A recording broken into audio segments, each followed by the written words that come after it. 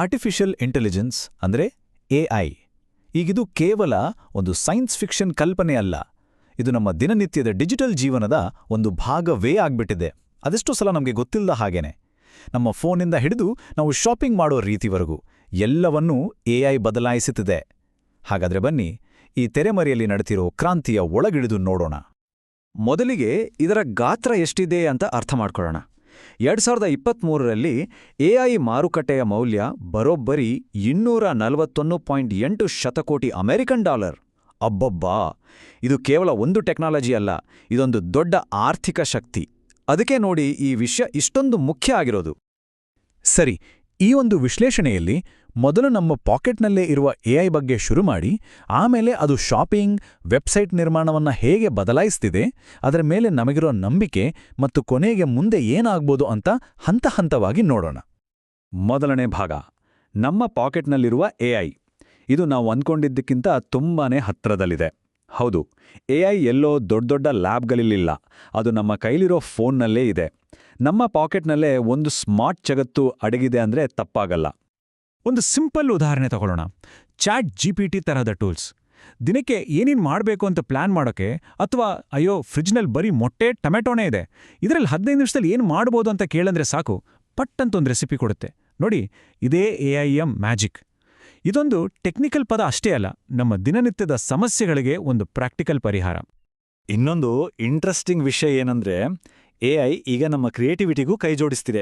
Face app ಬಳಸಿ ಫೋಟೋಗಳನ್ನು ಹೇಗೆ ಬೇಕೋ ಹಾಗೆ ಎಡಿಟ್ ಮಾಡ್ಬೋದು. ಡಾಲಿ ಹತ್ರ ಬಾಹ್ಯಾಕಾಶದಲ್ಲಿ ಕುದುರೆ ಓಡ್ತಿದೆ ಅಂದರೆ ಅದರ ಚಿತ್ರವನ್ನೇ ರಚಿಸ್ಕೊಡುತ್ತೆ. ಅಷ್ಟೇ ಅಲ್ಲ, ಮರ್ಫ್ ನಮ್ಮ ಬರವಣಿಗೆಗೆ ಪ್ರೊಫೆಷ್ನಲ್ ವಾಯ್ಸ್ ಕೊಡುತ್ತೆ. ಅಂದರೆ ಎಐ ಬರೀ ಲೆಕ್ಕಾಚಾರಕ್ಕಲ್ಲ, ಕಲೆಗೂ ಸೈ ಅಂತಾಯ್ತು. ಕ್ರಿಯೇಟಿವಿಟಿ ಅಷ್ಟೇ ಅಲ್ಲ, ನಮ್ಮ ಕೆಲಸ, ಓದು ಎಲ್ಲವನ್ನೂ ಎಐ ಸುಲಭ ಮಾಡ್ತಿದೆ. ಉದಾಹರಣೆಗೆ, ಸಾಕ್ರೆಟಿಕ್ ಆ್ಯಪ್ ಸ್ಟೂಡೆಂಟ್ಸ್ಗೆ ಕಷ್ಟದ ಪಾಠಗಳನ್ನು ಅರ್ಥ ಮಾಡ್ಕೊಳ್ಳೋಕೆ ಹೆಲ್ಪ್ ಮಾಡುತ್ತೆ. ಗಿಟ್ ಹಬ್ ಕೋಪೈಲಟ್ ಇದೆಯಲ್ಲ, ಅದು ಪ್ರೋಗ್ರಾಮರ್ಗಳಿಗೆ ಕೋಡಿಂಗ್ ಬರೆಯೋಕೆ ಒಬ್ಬ ಪಾರ್ಟ್ನರ್ ಥರ ಕೆಲಸ ಮಾಡುತ್ತೆ. ಕ್ಲಿಯೋ ನಮ್ಮ ಹಣಕಾಸು ಪ್ಲಾನ್ ಮಾಡೋಕೆ ಸಹಾಯ ಮಾಡುತ್ತೆ. ಅಂದರೆ ಎಜುಕೇಷನ್, ಟೆಕ್ನಾಲಜಿ, ಫಿನಾನ್ಸ್ ಹೀಗೆ ಎಲ್ಲ ಕಡೆನೂ ಎಐ ನಮ್ಮ ಕೆಲಸವನ್ನ ಇನ್ನಷ್ಟು ಚುರುಕುಗೊಳಿಸ್ತಿದೆ. ಆಮೇಲೆ ನಮಗೆಲ್ಲ ಚೆನ್ನಾಗಿ ಗೊತ್ತಿರೋ ಸಿರಿ, ಗೂಗಲ್ ಅಸಿಸ್ಟೆಂಟ್, ಅಲೆಕ್ಸಾ ಇವೆಲ್ಲ ಕೂಡ ಎಐಯ ಪರ್ಫೆಕ್ಟ್ ಉದಾಹರಣೆಗಳು.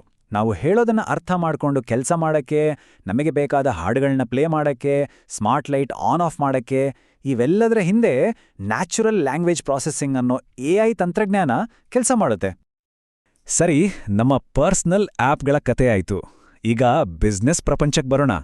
ನಾವು ಆನ್ಲೈನ್ನಲ್ಲಿ ಶಾಪಿಂಗ್ ಮಾಡಬೇಕಾದ್ರೆ ನಮಗೆ ಕಾಣದ ಹಾಗೆ ಒಂದು ಇನ್ವಿಸಿಬಲ್ ಅಸಿಸ್ಟೆಂಟ್ ಕೆಲಸ ಮಾಡ್ತಿರುತ್ತೆ. ಅದೇ ಎಐ. ಅದು ಹೇಗೆ ಅಂತ ನೋಡೋಣ ಬನ್ನಿ. ಆನ್ಲೈನ್ ಶಾಪಿಂಗಲ್ಲಿ ಎಐ ಪಾತ್ರ ಏನು? 4 ಮುಖ್ಯ ವಿಷಯಗಳಿವೆ. ಮೊದಲನೆಯದು, ನಾವು ಹಿಂದೆ ಏನೇ ನೋಡಿದ್ವಿ ಅಂತ ನೋಡಿ ನಮಗೆ ಇಷ್ಟವಾಗುವಂತಹ ವಸ್ತುಗಳನ್ನೇ ತೋರಿಸುತ್ತೆ. ಎರಡನೆಯದು, 24/7 ಕೆಲಸ ಮಾಡೋ ಚಾಟ್ಬಾಟ್ಗಳು. ನಮ್ಮ ಪ್ರಶ್ನೆಗಳಿಗೆಲ್ಲ ತಕ್ಷಣ ಉತ್ತರ ಕೊಡುತ್ತೆ. ಮೂರನೇದ್ದು, ಬೇಡಿಕೆ ಜಾಸ್ತಿ ಆದರೆ ಬೆಲೆ ಹೆಚ್ಚು ಮಾಡೋದು, ಕಡಿಮೆ ಆದರೆ ಕಡಿಮೆ ಮಾಡೋದು. ಇದನ್ನು ಡೈನಾಮಿಕ್ ಪ್ರೈಸಿಂಗ್ ಅಂತಾರೆ. ಕೊನೆಯದಾಗಿ, ಆನ್ಲೈನ್ ವಂಚನೆಗಳನ್ನು ಪತ್ತೆ ಹಚ್ಚಿ ತಡೆಯುತ್ತೆ. ಒಟ್ಟಿನಲ್ಲಿ ಪ್ರತಿಯೊಬ್ಬರಿಗೂ ಅವರದೇ ಆದ ಒಂದು ಪರ್ಸನಲ್ ಶಾಪಿಂಗ್ ಅನುಭವ ಸಿಗುವಂತೆ ಮಾಡುತ್ತೆ. ಇದು ಬರೀ ದೊಡ್ಡ ಕಂಪನಿಗಳಿಗೆ ಮಾತ್ರ ಅಲ್ಲ, ಸಣ್ಣ ಬಿಸ್ನೆಸ್ಗಳಿಗೂ ಇದರಿಂದ ಲಾಭವಿದೆ. ವುಡ್ವುಡ್ ಟಾಯ್ಸ್ನ ಸ್ಥಾಪಕ ರೆನ್ನಿ ವುಡ್ ಹೇಳೋದನ್ನ ಕೇಳಿ. ಬಹಳಷ್ಟು ಸಮಯ, ಹಣ, ಶಕ್ತಿ ಹಾಕಿ ಒಬ್ಬ ಗ್ರಾಹಕರನ್ನು ನಮ್ಮ ಸೈಟ್ಗೆ ಕರೆತಂದ ಮೇಲೆ ಅವರು ಏನು ಕೊಳ್ಳದೆ ಹೋದ್ರೆ ನಷ್ಟ. ಆದರೆ ಎಐ ಟೂಲ್ಸ್ ಸೇಲ್ಸ್ ಆಗೋ ಹಾಗೆ ನೋಡ್ಕೊಡುತ್ತೆ. ಇದರಿಂದ ನಮಗೆ ದೊಡ್ಡ ಲಾಭ ಆಗುತ್ತೆ. ಇದು ಸಣ್ಣ ವ್ಯಾಪಾರಗಳಿಗೂ ಎಐ ಹೇಗೆ ಸಹಾಯ ಮಾಡುತ್ತೆ ಅನ್ನೋದಕ್ಕೆ ಒಂದು ಒಳ್ಳೆ ಉದಾಹರಣೆ. ಇದು ನಿಜಕ್ಕೂ ಒಂದು ವಾವ್ ಮೊಮೆಂಟ್. ಇನ್ಸ್ಟಾಗ್ರಾಮಲ್ಲಿ ಒಂದು ಡ್ರೆಸ್ ನೋಡ್ತೀರಾ, ಅದು ಇಷ್ಟ ಆಗುತ್ತೆ. ಅದ್ರ ಫೋಟೋ ಅಪ್ಲೋಡ್ ಮಾಡಿದ್ರೆ ಸಾಕು, ಥಿಯೇಟ್ ಅಂಥದ್ದೇ ಅಥವಾ ಅದಕ್ಕೆ ಹೋಲುವ ಬೇರೆ ಡ್ರೆಸ್ಗಳನ್ನು ಎಐ ತಕ್ಷಣ ಹುಡುಕಿಕೊಡುತ್ತೆ.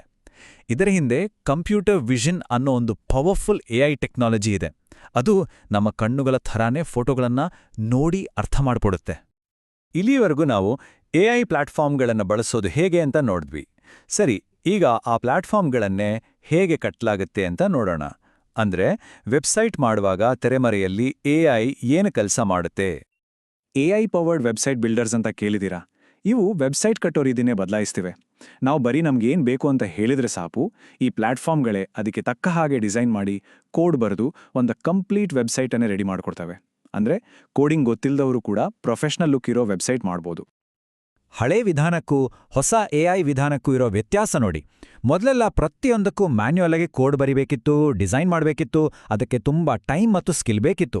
ಆದರೆ ಈಗ ಎಐ ತಾನಾಗಿಯೇ ಲೇಔಟ್ ರೆಡಿ ಮಾಡುತ್ತೆ, ಕೋಡ್ ಜನರೇಟ್ ಮಾಡುತ್ತೆ, ಕೆಲಸ ಸ್ಪೀಡ್ ಆಗತ್ತೆ, ತಪ್ಪುಗಳು ಕಡಿಮೆ ಆಗತ್ತೆ, ಮತ್ತೆ ಮುಖ್ಯವಾಗಿ ಟೆಕ್ನಿಕಲ್ ಜ್ಞಾನ ಇಲ್ಲದವರಿಗೂ ಇದು ಸುಲಭ.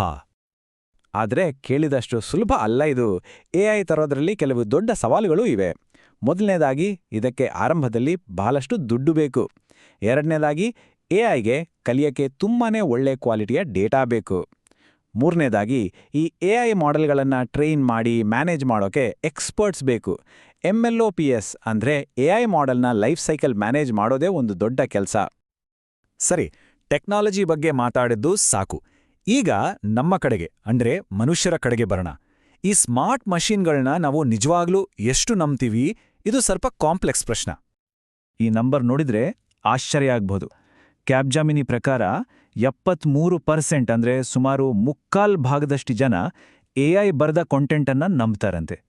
ಇದು ನಾವು ಅಂದ್ಕೊಂಡಿದ್ಕಿಂತ ತುಂಬಾನೇ ಜಾಸ್ತಿ. ಅಂದ್ರೆ ಎಐ ಕೊಡೋ ಮಾಹಿತಿಯನ್ನ ಜನ ಸೀರಿಯಸ್ ಆಗಿ ತಗೊಳ್ತಿದ್ದಾರೆ. ಆದರೆ ಒಂದು ಪ್ರಶ್ನೆ, ಈ ನಂಬಿಕೆ ಎಲ್ಲಾ ಸಮಯದಲ್ಲೂ ಸರಿನಾ, ಅಥವಾ ಇದೊಂದು ರೀತಿ ಅತಿಯಾದ ಆತ್ಮವಿಶ್ವಾಸನಾ? ಇಲ್ಲಿದೆ ನೋಡಿ ಅಸಲಿ ಸಮಸ್ಯೆ. ಎಐ ಯಾವಾಗ್ಲೂ ಸತ್ಯ ಹೇಳಲ್ಲ. ಕೆಲವೊಮ್ಮೆ ಹ್ಯಾಲುಸಿನೇಟ್ ಮಾಡುತ್ತೆ, ಅಂದ್ರೆ ಸುಳ್ಳನ್ನ ಸತ್ಯದ ತರಹ ಸೃಷ್ಟಿಸಿ ಹೇಳತ್ತೆ.